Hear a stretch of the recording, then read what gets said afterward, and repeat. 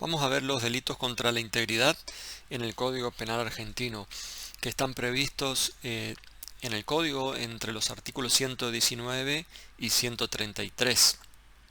Se divide este título en 5 capítulos diferentes, en realidad 4, porque el primero de ellos, que abarcaba el artículo 118 y el delito de adulterio, fue derogado, de modo que son 4 capítulos distintos, y en esos 4 capítulos existen diferentes figuras penales vinculadas todas ellas a lo que se llama genéricamente la integridad sexual. Aclaremos que este bien jurídico, integridad sexual, no era el bien jurídico protegido en el Código Penal original en relación a los delitos sexuales. Allá en el Código original, por el año 1922, lo que se protegía era la honestidad. El bien jurídico se llamaba honestidad. Entonces la violación, el abuso deshonesto, eran todas figuras muy vinculadas a ese concepto de honestidad sexual, y ese concepto de honestidad sexual, vale aclararlo, estaba imbuido de un gran contenido de la moralidad sexual imperante en esa época.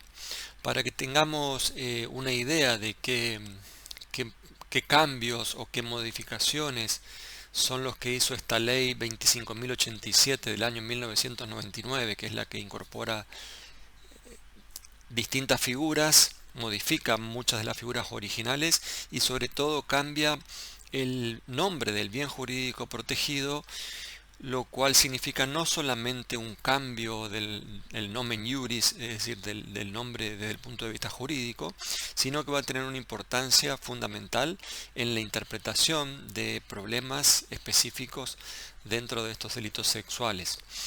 Para que tengamos una idea, en los delitos contra la honestidad, el título originario de el bien jurídico en nuestro Código Penal, existía, por ejemplo, una figura que era la figura de adulterio.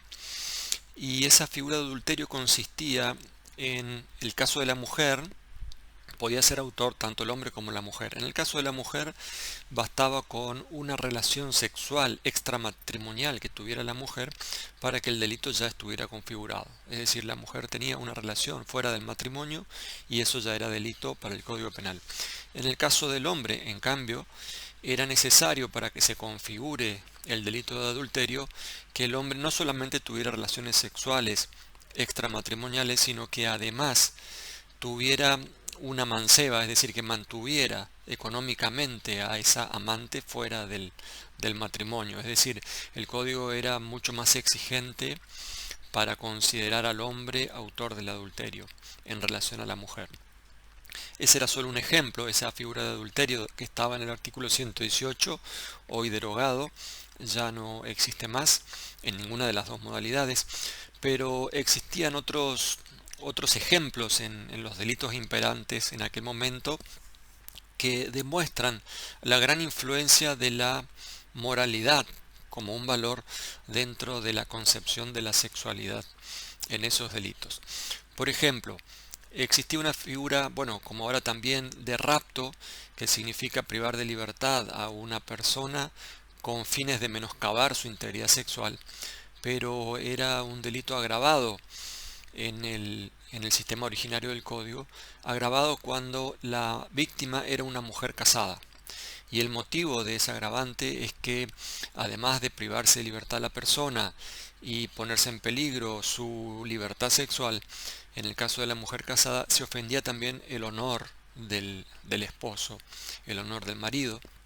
Entonces ese honor del varón, y vamos a ver también la honestidad o la pureza de la mujer como requisito para que existiera un delito en ese sistema de la honestidad como bien jurídico protegido, eran características que nos demostraban claramente la gran influencia de un concepto de cierta moralidad sexual, además imperante hace 100 años, ¿no? Otros ejemplos, los casos de las víctimas del delito de violación, por ejemplo, se decía que no podía ser víctima del delito de violación, de la figura de violación, la mujer casada cuando el autor fuera el marido. Es decir, que si el esposo obligaba a su esposa a tener relaciones sexuales, ella no se podía negar y entonces él estaba en su derecho de obligarla y eso no se consideraba un delito de violación, cosa que hoy en día no se admite. Hoy día la mujer puede ser víctima de violación siendo el autor su marido. Lo determinante, vamos a ver, es que no exista consentimiento de cualquier persona, puede ser incluso dentro del matrimonio. Pero, en fin, que la doctrina penal y la jurisprudencia entendía que no podía haber delito de violación o de abusos deshonestos, así se llamaban los abusos sexuales simples antes de la reforma del 99. No podía haber esos tipos de abusos sexuales cuando se produjeran dentro del matrimonio. Eh, es un ejemplo más de lo que de la distinta concepción de la sexualidad en este sistema actual del código y en el sistema original. Otro ejemplo es el caso de la mujer prostituta. Se decía que tampoco ella podía ser víctima de violación, porque una mujer tan degradada desde el punto de vista de su honestidad no podría ser nunca considerada un sujeto pasivo merecedor de la protección penal en estos delitos sexuales. Es decir, que se pensaba en la honestidad de la mujer como un requisito para ser protegida penalmente. Lo mismo ocurría en el delito de estupro, que estaba en el artículo 120, hoy con algunas modificaciones importantes. Solo podía ser víctima de estupro la mujer menor de 15 años considerada mujer honesta, entendiéndose por honesta una mujer virgen, según un sector de la doctrina, y según otros, una mujer que aunque no fuera virgen no tuviera experiencia sexual. Bien, lo cierto, hay otros ejemplos como el antiguo artículo 121 del Código Penal, que consistía en el delito de hacerse pasar por el marido de una mujer casada, ¿no? Para tener con ella relaciones sexuales. Es decir, quien simulaba ser el marido de una mujer y por ello accedía al consentimiento y tenía relaciones, eso también se consideraba delito.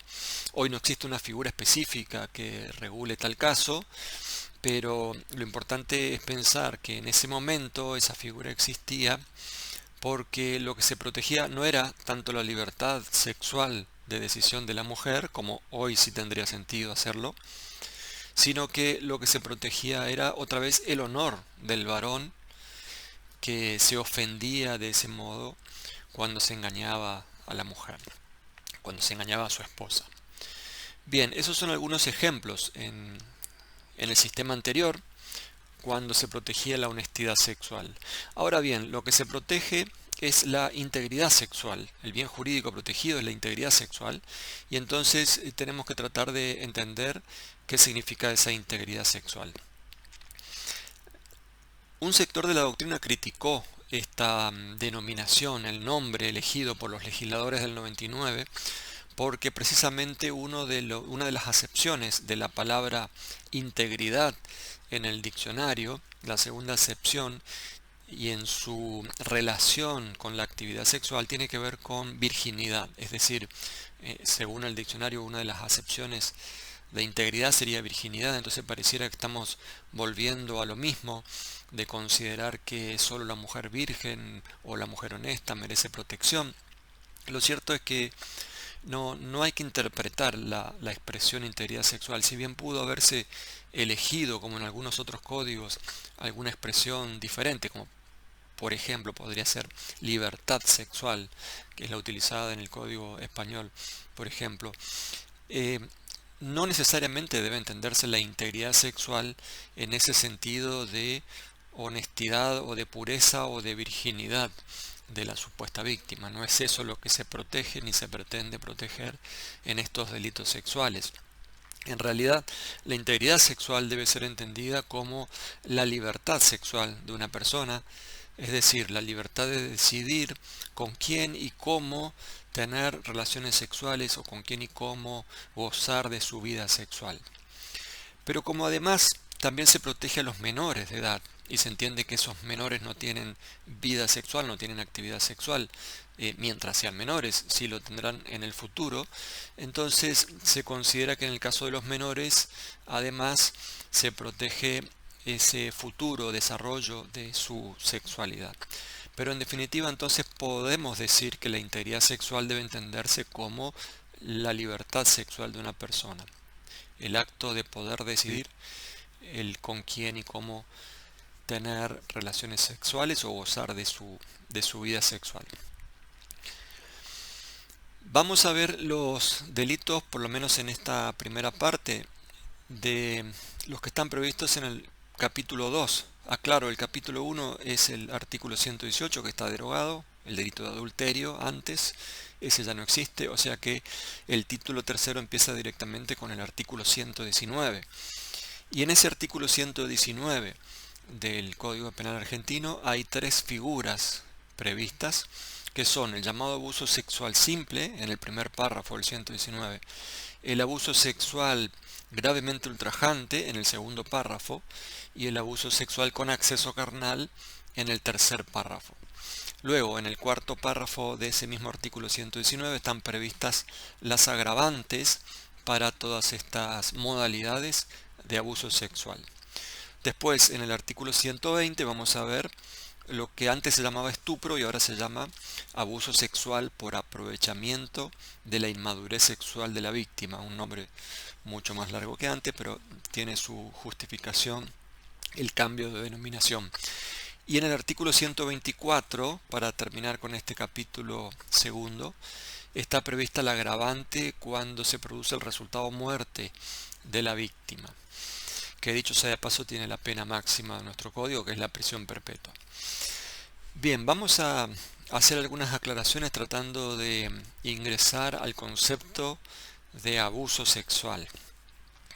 Porque el artículo 119 dice simplemente, será reprimido con una pena de prisión, que está determinada, el que abusare sexualmente de una persona, cuando ésta fuera menor de edad, cuando existiere violencia, amenaza, y menciona una serie de supuestos que son los considerados medios típicos para cometer el delito, que termina diciendo cuando por cualquier motivo la víctima no hubiera podido consentir libremente el acto. Es decir, que el delito entonces consiste en abusar sexualmente de otro cuando ese otro no haya podido consentir libremente el acto. De eso se trata el delito de abuso sexual simple como figura básica, y es muy importante tener en claro qué significa esto, porque a partir de este abuso sexual simple se construyen después las agravantes del gravemente ultrajante y del abuso sexual con acceso carnal. Ahora bien, ¿qué significa ese abuso sexual? El código no dice nada, simplemente dice el que abusare sexualmente de otro. Entonces, el primer gran desafío que tiene la dogmática penal argentina es tratar de interpretar qué significa el abuso sexual. Recordando que la función de la dogmática es tratar de evitar el acaso y la arbitrariedad, es decir, tratar de darle precisión a los conceptos que surjan de nuestra ley penal, porque de la comisión de esas conductas resulta como consecuencia la imposición de una pena, ¿no? Nada más y nada menos. Entonces es importante que tengamos en claro qué significa el abuso sexual. Para eso es importante entrar primero en un tema de la parte general que tiene mucha influencia en estos delitos sexuales. Me refiero a lo que se llaman los delitos de propia mano. En la parte general se estudia, entre la clasificación de los tipos penales, la posibilidad de existencia de una categoría de delitos especiales a los que se les llama delitos de propia mano. ¿Qué significa eso? Que según dice la doctrina hay ciertos delitos que solo se pueden admitir como autores a aquellos casos en los que existe una relación física directa entre el autor y el objeto de protección del delito. Es decir, que no puede haber un intermediario.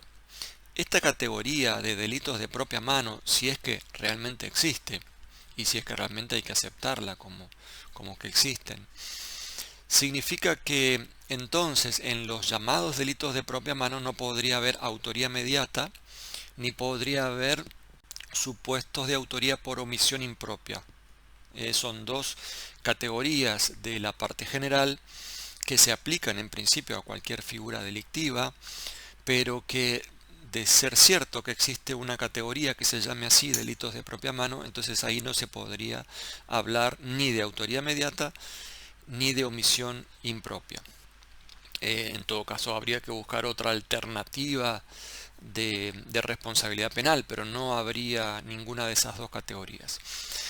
Bien, la pregunta es si estos delitos sexuales son delitos de propia mano. De hecho, el primer ejemplo entre los autores que tratan de justificar la existencia de esa categoría de delitos de propia mano, el primer ejemplo que usan siempre es el delito sexual, el abuso sexual.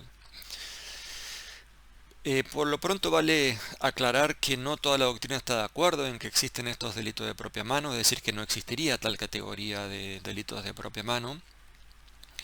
Eso significaría, por ejemplo, que los delitos sexuales no habría problema de admitir la autoría mediata y la omisión impropia, mejor dicho, la autoría por omisión impropia. Pero hay otros que sí lo consideran. Habiendo hecho esa aclaración, vamos a tratar de entrar sí en el concepto de abuso sexual. ¿Qué significa entonces el abuso sexual? Generalmente la doctrina penal argentina, cuando habla o trata de definir lo que es el abuso sexual, van a ver que hace referencia a tocamientos en partes pudendas del cuerpo, tocamientos inverecundos, tocamientos en el cuerpo de otra persona con contenido sexual. En fin, no hay un acuerdo en una definición, en una única definición sobre el significado del abuso sexual. Yo creo que es importante tener en cuenta, a partir de la definición que uno tome, tener en cuenta dos cuestiones importantes. ¿Cuáles son estas dos cuestiones? Primero, si vamos a exigir un contacto corporal como un requisito necesario del concepto de abuso sexual. Es decir, cualquier definición que se tome incluye el requisito de contacto corporal o puede existir un abuso sexual sin contacto corporal.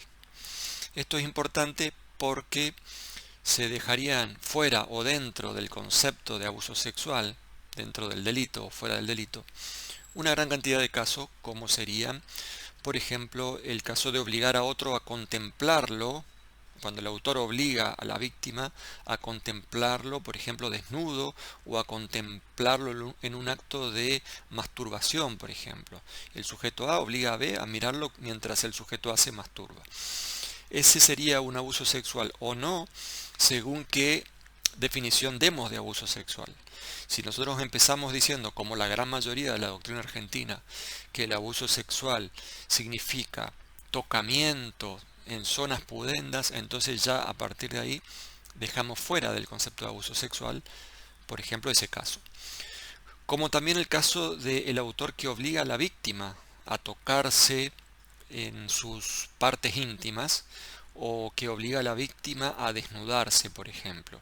Si bien ese acto podría tener algún significado o alguna relación con la sexualidad o con las intenciones sexuales del autor, no sería un abuso sexual si decimos que es un requisito del abuso sexual el tocamiento en partes íntimas o partes pudendas.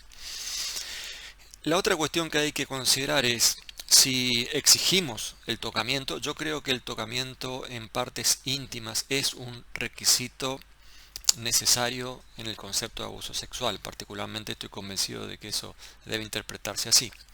Ahora, si como la gran mayoría de la doctrina argentina entonces exigimos el tocamiento en partes pudendas para hablar de abuso sexual en sus distintas formas, ahora viene la segunda cuestión. ¿Es necesario que en ese tocamiento intervenga necesariamente el autor? ¿O puede darse un abuso sexual en aquel caso en que existen tocamientos de partes íntimas, pero que no intervenga el supuesto autor. Esto también es importante. ¿Por qué? Porque quedarían dentro o fuera del concepto de abuso sexual una gran cantidad de casos. Como por ejemplo, si el sujeto A obliga a B y C a tocarse entre ellos o a realizar actos de contenido sexual mientras éste los contempla. Ahí en ese caso hay tocamientos en partes íntimas, pero fíjense que no interviene el autor, ni tocando a la víctima en sus partes íntimas, ni obligando a la víctima a que lo toque a él en sus partes íntimas. Entonces, este segundo requisito también es importante para tener en claro el concepto de abuso sexual. Yo creo que el concepto de abuso sexual debe exigir el primer requisito, no necesariamente el segundo. Entonces, para que exista abuso sexual, es necesario sí que existan tocamientos en partes íntimas, sea del autor o sea de la víctima. Entonces podría ser un abuso sexual el autor que toca a la víctima en sus partes íntimas, o el autor que obliga a la víctima a tocarlo a él en sus partes íntimas, o también el autor que obliga a la víctima a dejarse tocar por un tercero, o el autor que obliga a la víctima a tocar a un tercero en sus partes íntimas. Además, para aclarar también este concepto de abuso sexual, puede existir un abuso sexual cuando existe un contacto físico, un tocamiento corporal, pero ese tocamiento no se da en las partes íntimas. Tiene mucho que ver en esto una discusión que hubo durante mucho tiempo entre las llamadas teorías objetivas y subjetivas en materia de delitos sexuales. ¿Qué quiere decir esto? Para las teorías objetivas solo podía haber abuso sexual si el tocamiento objetivamente ya tenía un significado sexual. Por ejemplo, tocar a la víctima en los glúteos, en la vagina, en los pechos. Eso ya tiene un significado objetivo sexual, entonces no hace falta pensar en cuál fue el objetivo o la finalidad del autor. En cambio, las teorías subjetivas decían que lo determinante para definir un acto como abuso sexual eran las intenciones del autor. Entonces, si el autor al realizar un acto sentía goce sexual o lo hacía con una intención de satisfacer un deseo sexual, eso era un abuso sexual. Fíjense cómo lo objetivo o lo subjetivo, es decir, lo que pasa en la realidad, o la intención del autor era lo que iba a definir el concepto de abuso sexual.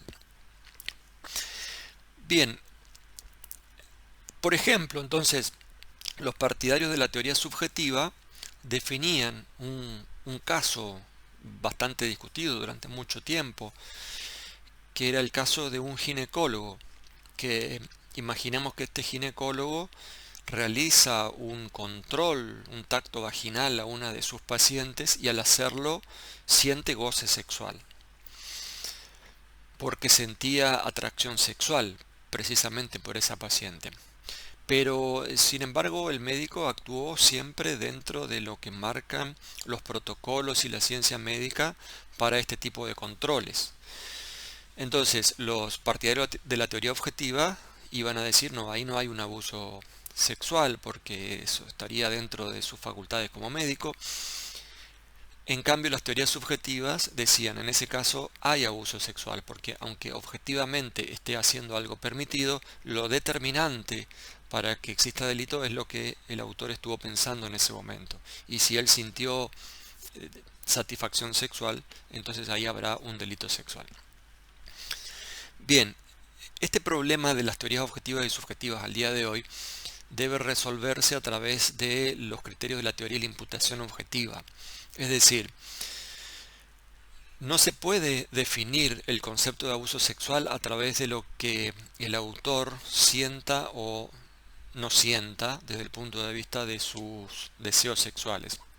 Lo que debe prevalecer y lo que debe definir la cuestión es que se trate de un riesgo permitido dentro de la sociedad o de una conducta socialmente admitida, más allá, independientemente de las intenciones, de las representaciones de su autor. Entonces, si el médico ginecólogo siente placer sexual, cuando realiza ese control y toca a la víctima, mejor dicho, a la paciente, en sus partes íntimas. Eso no puede ser considerado un abuso sexual, por más satisfacción que haya sentido, porque mientras ese acto esté dentro de lo objetivamente permitido por la ciencia médica, por los protocolos correspondientes, eso no puede ser considerado un abuso sexual. Es decir, no puede las intenciones del autor, los deseos, sus pensamientos, definir qué es delito y qué no.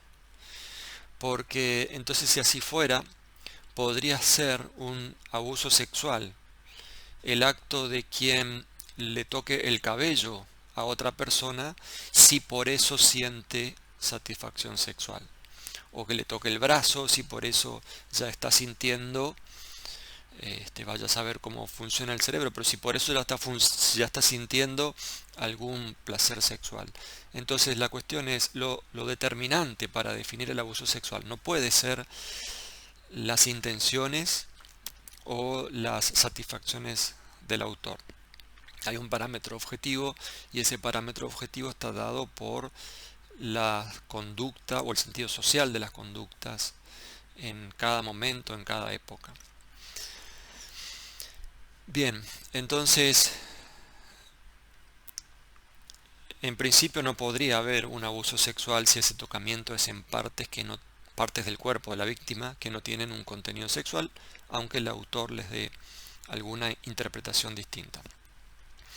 Sujetos de este delito de abuso sexual puede ser cualquier persona, tanto sujeto activo como sujeto pasivo, puede ser un hombre, una mujer, y puede ser persona de cualquier edad además. Vamos a ver que el artículo 119 enumera una cantidad de medios típicos, es decir, de modalidades para, en definitiva, afectar ese libre consentimiento de la víctima. Son ejemplos que se establecen en el artículo 119. Tanto la violencia o amenaza, el abuso coactivo de la relación de dependencia, autoridad, poder, etcétera, etcétera, la minoría de 13 años incluso, son supuestos ejemplificativos. Lo importante es que ese abuso sexual, es decir, ese tocamiento en partes íntimas de la víctima o al autor de parte de la víctima obligada, se realicen sin su libre consentimiento. Por eso el artículo 119 termina diciendo: cuando la víctima por cualquier causa no haya podido consentir libremente la acción. De todas maneras, me parece importante analizar algunos supuestos en particular para hacer algunas aclaraciones con respecto a cómo debe entenderse ese libre consentimiento de la acción. Por ejemplo, empieza diciendo el 119 que el menor de 13 años, en todo caso en que la víctima fuere menor de 13 años, habrá abuso sexual. ¿Qué significa eso? Que aunque el menor de 13 años consienta, entre comillas consienta, porque hay una presunción que no admite prueba en contrario de que una persona menor de 13 años no puede consentir actos sexuales, no tiene la facultad suficiente como para dar ese consentimiento en materia sexual, de modo que si el autor dijera, bueno, pero ella o él estuvo de acuerdo en hacerlo, consintió, ese consentimiento no vale. Menor de 13 años es abuso sexual. También el supuesto de violencia o de amenaza. La violencia significaría la violencia física ejercida contra la víctima, que vale aclarar, no es necesario que sea una violencia o ejercicio de una fuerza insuperable, ni además mantenida durante todo el tiempo en que dure el abuso. O sea, no se exige una actitud heroica de la víctima, como que tiene que resistirse en todo momento o tiene que realizar como demostración de su negativa un rechazo y una resistencia con seriedad y cierta fortaleza, etcétera. No, eso sería hacer una distinción inaceptable actualmente en materia de género, considerando que la mayoría de las víctimas de estos delitos son mujeres. La mayoría, digo, hay también víctimas hombres, claro, pero en su mayoría son mujeres y por lo tanto físicamente con menor capacidad para pelear contra un autor que generalmente es un hombre en estos casos. Entonces, La violencia significa la fuerza física ejercida contra la víctima. Puede darse violencia física contra un tercero para lograr este este abuso sexual. En esos casos, esa violencia física contra un tercero no es exactamente la violencia, pero sí se puede interpretar como una amenaza para la víctima del abuso sexual. De todas maneras, lo importante es que mediante ese acto se afecte el libre consentimiento, vamos a ir siempre al final, el libre consentimiento de la víctima. La amenaza significa, lo vamos a ver cuando veamos los delitos contra la libertad, está previsto en el artículo 129 bis una figura especial que se llama el delito de amenazas. Es el anuncio de un mal futuro serio, grave, que pueda perjudicar algún interés de la víctima. Es decir, esta amenaza que lleve a excluir el libre consentimiento de la víctima, lo importante es que tengamos en cuenta que tiene que ser serio, es decir, el anuncio de un mal serio de posible producción por parte del autor. ¿Qué quiere decir esto de posible producción? Si el autor le dijera a la víctima, tenés que dejarte acceder carnalmente por mí porque si no yo te voy a hacer perder tu trabajo, por ejemplo.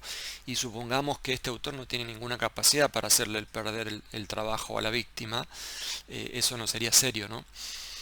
Serio quiere decir que el autor tenga posibilidades de hacer efectivo ese mal que le está anunciando a la víctima. Hay una discusión sobre la injusticia de ese mal. Nosotros vamos a ver en el delito de amenaza que la amenaza como delito del 149 bis para ser tal necesariamente tiene que ser el anuncio de un mal futuro, serio, posible, injusto también. Hay una discusión sobre si la amenaza en este caso del 119 también tiene que ser injusta y debemos concluir en que no es necesario ese requisito de la amenaza. Por ejemplo, si el sujeto le dice a la víctima, vamos a tener relaciones, porque si vos no accedes a tener relaciones sexuales conmigo, yo te voy a ejecutar la deuda, te voy a ejecutar lo que vos me estás debiendo por los documentos que me has firmado o por el préstamo que te hice. Es decir, supongamos que el anuncio de ese mal para la víctima, eso va a ser un mal, una ejecución. Sí, seguramente es un mal. Es posible porque el autor lo puede hacer. La cuestión es que ese anuncio no es injusto, porque de hecho eso está dentro de las posibilidades, dentro de la licitud del autor, pero ese requisito entonces de injusticia de la amenaza del mal no vale para este supuesto del abuso sexual. Es decir, que puede haber una amenaza incluso cuando se trate de una amenaza justa.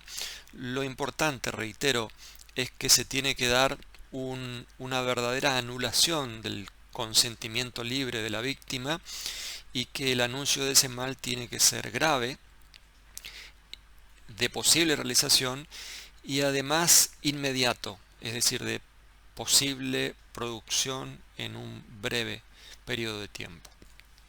Porque si existiera una distancia temporal entre ese momento del acto sexual que se exige y el mal que se está anunciando, entonces la víctima podría tener alguna posibilidad de evitar la producción de ese mal. Bien, pero en definitiva lo importante es, en este caso, que se trate de la falta del consentimiento libre de la víctima. Eso es lo que termina diciendo el artículo 119.